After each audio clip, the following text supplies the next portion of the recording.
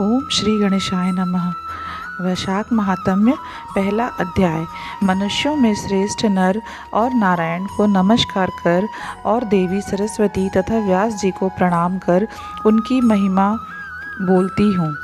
सूत जी बोले, परमेष्ठी ब्रह्मा के पुत्र नारद जी से राजा अम्बरीश ने पवित्र वैशाख मास का महात्म्य पूछा। राजा अम्बरीश बोले, हे ब्राह्मण, जो संपूर्ण महीनों के महात्म्य वर्णन किए वह मैंने अच्छी तरह से सुने। सभी महीनों में वैशाख मास श्रेष्ठ है, अतः वैशाख का महात्म्य विस्तार से कहिए, मुझे सुनने की इच्छा है। यह मास विष्णु भगवान का प्यारा क्यों है और इसमें कौन कौन धर्म कार्य उन्हें क्यों प्रिय है? क्या दान करना चाहिए, इसका क्या फल होता है, ये सब कार्य किस देवता को प्रसन्न करने के लिए करने चाहिए, इस मास में करने योग्य काम क्या हैं, कौन से कार्य विष्णु भगवान को प्रिय हैं, इसमें क्या दान किस लिए किया जाता है, इसका फल और उद्देश्य क्या है, इस मास में किन किन वस्तुओं से भगवत पूजन करना चाहिए। हे नारद, यह सब मुझे विस्तार से सुनाइए, मैं श्रद्धा से सुनूंगा। नारद जी बोले, हे राजन, सभी महीनों का महात्म्य पहले विष्णु जी ने लक्ष्मी जी से किया था, जो मुझसे ब्रह्मा जी ने कहा है।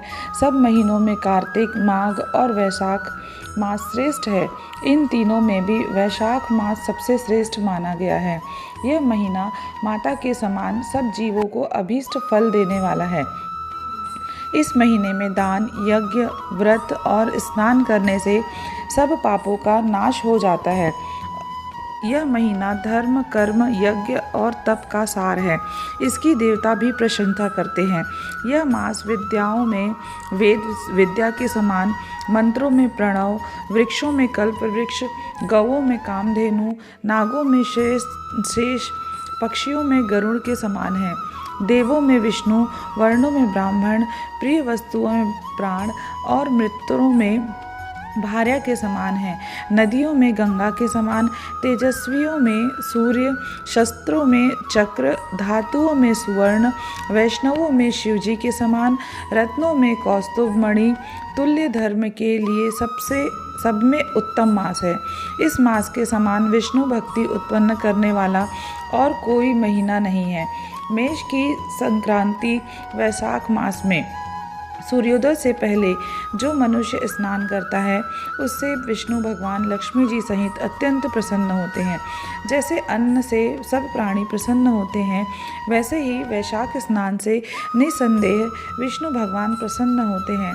वैशाख स्नान करने वाले मनुष्य और जो उनका अनुमोदन करता है वह भी सब पापों से छूटकर विष्णु लोक को जाता है। मेष राशि के सूर्य में वैशाख मास में प्रातःकाल एक बार भी स्नान कर जो मनुष्य आह्निक करता है वह महापापों से छूटकर विष्णु लोक पाता है। वैशाख मास में स्नान करने के लिए जो मनुष्य एक पग भी चलता है उसे 10,000 अश्वमेध यज्ञ करने का फल मिलता है। इसमें संदेह नहीं है। या एकाग्र चित्त हो जो ऐसा संकल्प भी करता है उसे भी निसंदेह 100 यज्ञों का पुण्य मिलता है। वैशाख स्नान के लिए धनुष बराबर भी जो मनुष्य चलता है वह संसार के बंधनों से छूट बैकुंठ धाम को जाता है। ब्रह्मांड भर में तीनों लोकों में जितने तीर्थ हैं, हे राजेंद्र, वे सब नगर बाहर के थोड़े से जल में भी रहते हैं। अर्थात वैशाख मास में स्नान के लिए किसी तीर्थ में न जा सके तो नगर के बाहर किसी जलाशय में स्नान करना चाहिए। यम की आज्ञा से शास्त्रों में लिखे पाप उसी समय तक गरजते हैं जब तक मनुष्य वैशाख स्नान नहीं करता। हे राजन, विष्णु भगवान की आज्ञा से वैशाख मास में तीर्थ आदि के अधिष्ठाता देवता सूर्योदय से 6 घड़ी तक जल के बाहर मनुष्यों के हित के लिए ठहरते हैं। हे राजेंद्र, उस समय तक भी जो लोग स्नान के लिए नहीं आते वे इनको दारुण शाप दे अपने स्थान को चले जाते हैं। इसलिए वैशाख स्नान अवश्य करना चाहिए। दोस्तों, पद्म पुराण के अनुसार मैंने वैशाख मास के प्रथम अध्याय का पाठ आपको सुनाया है। इसे भक्तिपूर्वक एवं श्रद्धापूर्वक सुने। एवं यथासंभव इसमें बताए गए नियमों का पालन करें।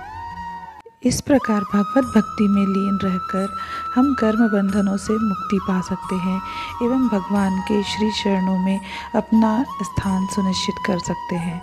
राधे राधे दोस्तों।